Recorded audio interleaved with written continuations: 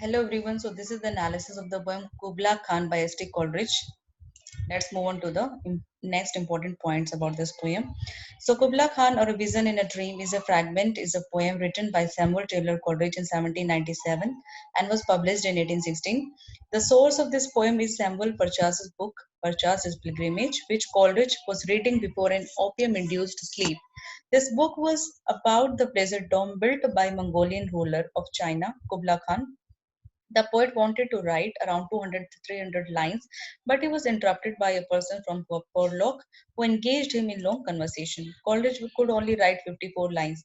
This poem was published at the request of Lord Byron, and this is a supernatural poem. Let's move on to the text of the poem.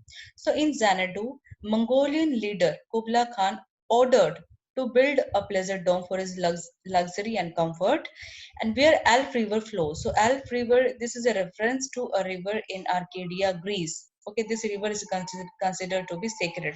So where Alp River flows down to the underground sea.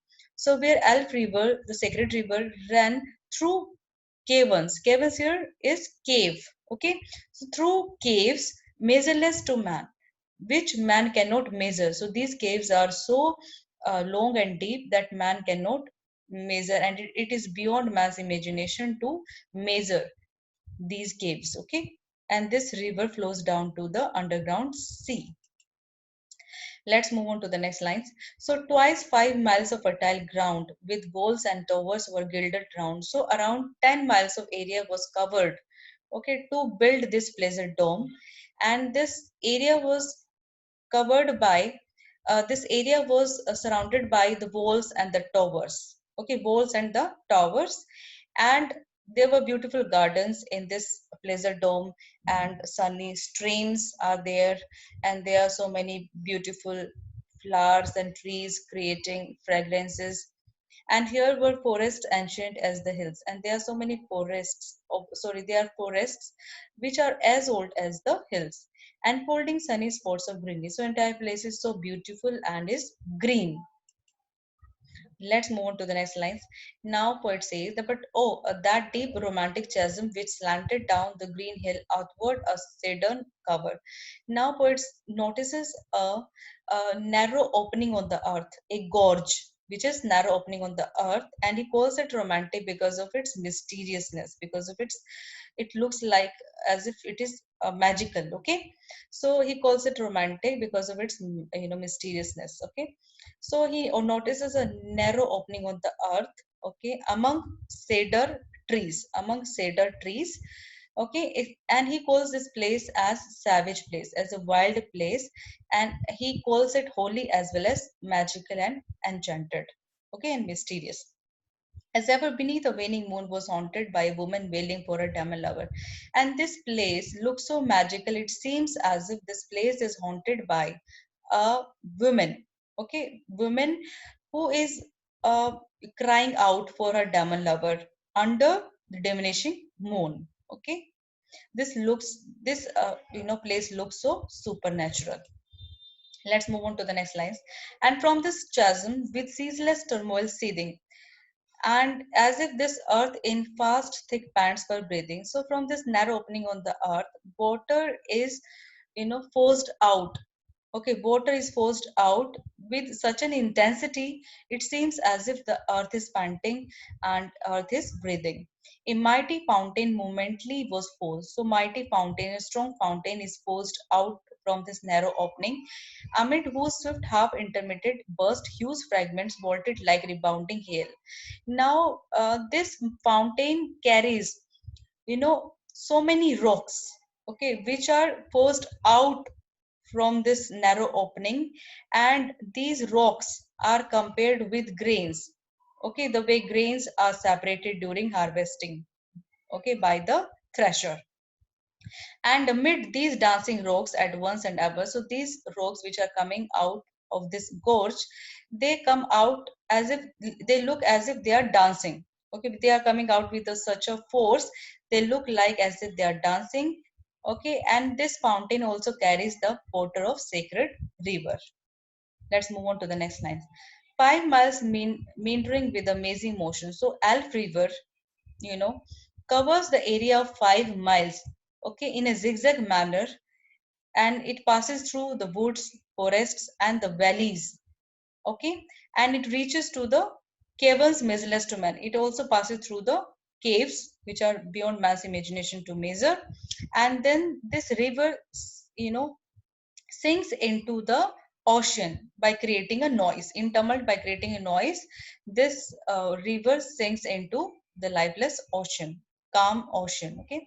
And amid this tumult, Kubla heard from far ancestral voices prophesizing war.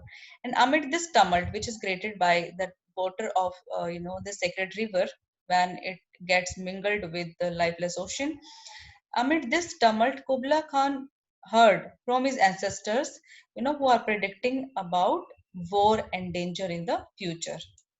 Let's move on to the next lines. The shadow of the dome of pleasure. So now poet says that the reflection of this pleasure dome can be seen on the waves, okay, of the water, where was heard the mingled measure from the fountain and the cave. So this is the place where the water of the fountain and the water of the sacred river get mingled, okay, get mingled. And it was a miracle of rare device. It's a beautiful scene here, okay, a sunny pleasure dome with caves of ice.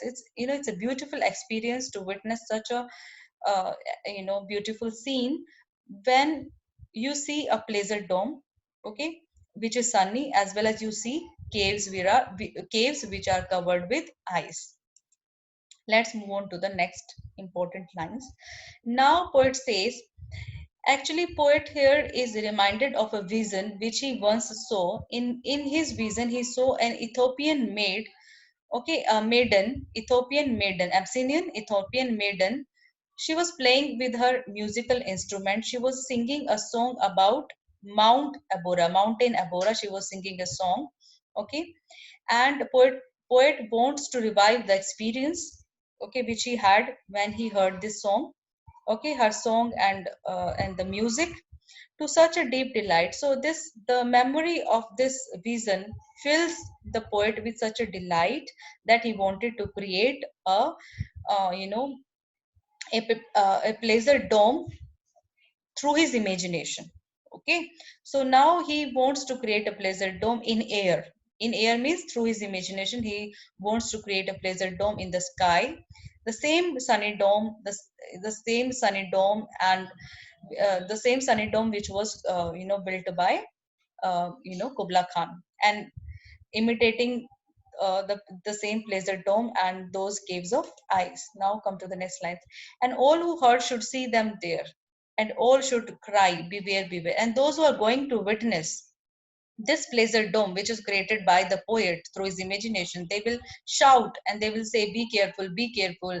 They will notice his flashing eyes, his shining eyes, and his floating hair, and they will weave a circle around him thrice, okay.